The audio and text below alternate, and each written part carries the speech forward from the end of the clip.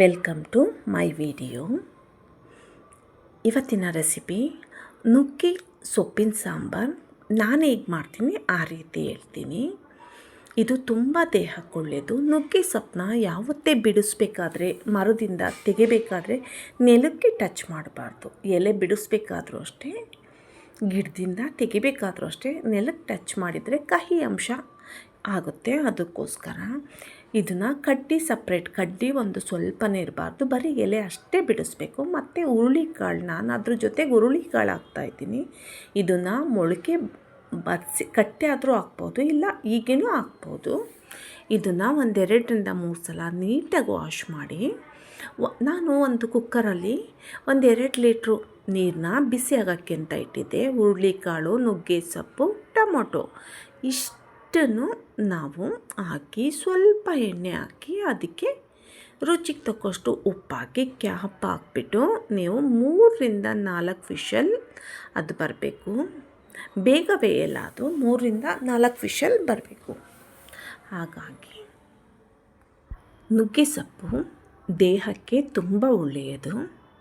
Sugar ಇರೋ ಪೇಷಂಟ್ಗೆ 3 months or 6 ಮಂತ್ಸಿಗೆ ಒಂದು ಸಲ ಅದನ್ನು ನುಗ್ಗೆ ಸೊಪ್ಪನ್ನ ಡ್ರೈ ಮಾಡಿ ಪೌಡರ್ ಮಾಡಿ ಅದನ್ನು ಉಂಡೆ ಟೈಪ್ ತಗೊಂಡ್ರೆ ಶುಗರ್ ಲೆವೆಲ್ ಸ್ವಲ್ಪ ಕಡಿಮೆ ಆಗುತ್ತೆ. ಹಾಗಾಗಿ ನೀವು ಆ ರೀತಿಯೂ ಮಾಡ್ಬೋದು. ನಿಮಗೆ ನುಗ್ಗೆ ಸೊಪ್ಪು ಈ ಥರ ತಿನ್ನಲ್ಲ ಅಂದರೆ ಅದನ್ನು ಬಿಸಿಲಲ್ಲಿ ಒಣಗಿಸಿ ಅದನ್ನು ಮಿಕ್ಸಿ ಜಾರ್ಗೆ ಹಾಕಿ ಪೌಡರ್ ಮಾಡಿ ಒಂದು ಬಾಟಲಿಗೆ ಇಟ್ಕೊಂಡ್ರೆ ಸಾಕು. ಆ ರೀತಿ ಮಾಡ್ಕೋಬೋದು ನೀವು. ನೆಕ್ಸ್ಟು ರುಬ್ಬೋದಕ್ಕೆ ಈರುಳ್ಳಿ, ಬೆಳ್ಳುಳ್ಳಿ ಫ್ರೈ ಮಾಡಿ ತೊಗೊಂಡಿದ್ದೀನಿ. 1 ಸ್ಪೂನ್ ಖಾರದ ಪುಡಿ, 1/2 ಸ್ಪೂನ್ ಧನಿಯಾ ಪೌಡರ್, ಜೀರಿಗೆ ಪುಡಿ, ಕೊತ್ತಂಬರಿ, ತೆಂಗಿನಕಾಯಿ, ಹುಣಸೆಹಣ್ಣು ಇಷ್ಟನ್ನೂ ತೊಗೊಂಡು ನಾನು ಒಂದು ಜಾರಿಗೆ ಹಾಕ್ತೀನಿ. ನೆಕ್ಸ್ಟು ನಾನು ಬೇಯಿಸಿರೋವಂಥದ್ದು ಕಾಳು ಮತ್ತು ಸೊಪ್ಪು, ಟೊಮೊಟೊ ಇಷ್ಟನ್ನು ತೆಗೆದಿಟ್ಟಿನಿ. ಅದನ್ನು ನುಣ್ಣಗೆ ರುಬ್ಬಿಡಬೇಕು. ಮತ್ತು ಒಂದು ಪಾತ್ರೆಗೆ ತೊಗೊಂಡು ಅದಕ್ಕೆ ಎಣ್ಣೆ ಬಿಸಿ ಆದಮೇಲೆ ಸಾಸಿವೆ, ಜೀರಿಗೆ, ನಾನು ಈರುಳ್ಳಿ, ಬೆಳ್ಳುಳ್ಳಿ ಫ್ರೈ ಮಾಡಿರ್ತೀನಲ್ಲ ಅದನ್ನು ಸಪ್ರೇಟ್ ಮಾಡಿರ್ತೀನಿ. ಸ್ವಲ್ಪ ಈ ಒಗ್ಗರಣೆಗೆ ಹಾಕೋದಕ್ಕೂ ಅದನ್ನೇ ತೆಗೆದಿಟ್ಟಿರ್ತೀನಿ. ಕರಿಬೇವು ಆ್ಯಡ್ ಮಾಡ್ಬೋದು ಒಗ್ಗರಣೆಗೆ. ನೆಕ್ಸ್ಟ್ ನಾವು ರುಬ್ಬಿರೋವಂಥ ಮಿಶ್ರಣ ಇದೆಯಲ್ಲ ಅದನ್ನು ಹಾಕಿ ಕ್ಯಾಪ್ ಹಾಕಿ ಲಿಡ್ನ ಕ್ಲೋಸ್ ಮಾಡಿ. ಯಾಕೆಂದರೆ ಅದು ಮೇಲೆ ಆರುತ್ತೆ ಖಾರ ಅಂತ ನಾನು ಈಗ ಲಿಡ್ನ ಕ್ಲೋಸ್ ಮಾಡಿದ್ದೀನಿ. ನೆಕ್ಸ್ಟ್ ಅದು ಸ್ವಲ್ಪ ಫ್ರೈ ಆಗಲಿ ಎಣ್ಣೆಲಿ. ನೆಕ್ಸ್ಟ್ ನಾವು ಮಿಕ್ಸಿ ಜಾರಲ್ಲಿರುತ್ತಲ್ಲ ಅದಕ್ಕೆ ನಾವು ರಸ ಇರುತ್ತಲ್ಲ, ನಾವು ಸಪ್ರೇಟ್ ಮಾಡಿರ್ತೀವಲ್ಲ ಸೊಪ್ಪು ಮತ್ತು ರಸ, ಆ ರಸ ಅಷ್ಟೇ ಹಾಕಬೇಕು. ನೀರು ಹಾಕ್ಬೇಡಿ ಇದಕ್ಕೆ. ಮತ್ತು ಹುಣಸೆಹಣ್ಣು ಹಾಕ್ತಾಯಿದ್ದೀನಿ ನೋಡಿ. ಬರೀ ರಸ, ಸೊಪ್ಪು ಬೇಯಿಸಿರೋ ರಸ ಅಷ್ಟೇ ನಾವು ಸಾಂಬಾರಿಗೆ ಯೂಸ್ ಮಾಡಬೇಕು. ನೆಕ್ಸ್ಟು ಒಂದು ಪಾನ್ ಇಟ್ಟು ಇದು ಕಾಳು ಒಗ್ಗರಣೆಗೆ ಸಾಸಿವೆ, ಜೀರಿಗೆ, ಕರಿಬೇವು, ಬೆಳ್ಳುಳ್ಳಿ, ಹಸಿರು ಮೆಣಸಿನ್ಕಾಯಿ ಇಷ್ಟು ಹಾಕಬೇಕು ನೋಡಿ. ನೆಕ್ಸ್ಟು ನಾನು ಇದಕ್ಕೆ ನೋಡ್ತಾ ಇದ್ದೀನಿ ಸಾಂಬಾರಿಗೆ. ಆ ರಸ ಇರುತ್ತಲ್ಲ ಅದನ್ನು ಅಷ್ಟೂ ಹಾಕಿದ್ದೀನಿ. ಈ ಕನ್ಸಿಸ್ಟೆನ್ಸಿ ಸಾಕು ನಮಗೆ.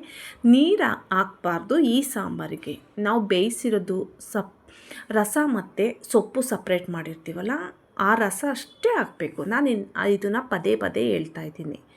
ನೆಕ್ಸ್ಟು ನಾನು ಕಾಳು ಒಗ್ಗರಣೆಗೆ ಈರುಳ್ಳಿ, ಹಸಿರು ಮೆಣಸಿನ್ಕಾಯಿ ಫ್ರೈ ಮಾಡೋಕ್ಕೆ ಇಟ್ಟಿದ್ದೀನಿ. ಆ ಸೈಡ್ ಈ ಸೈಡ್ 2 ಸೈಡು ನಾನು ಮಾಡ್ತಾಯಿದ್ದೀನಿ.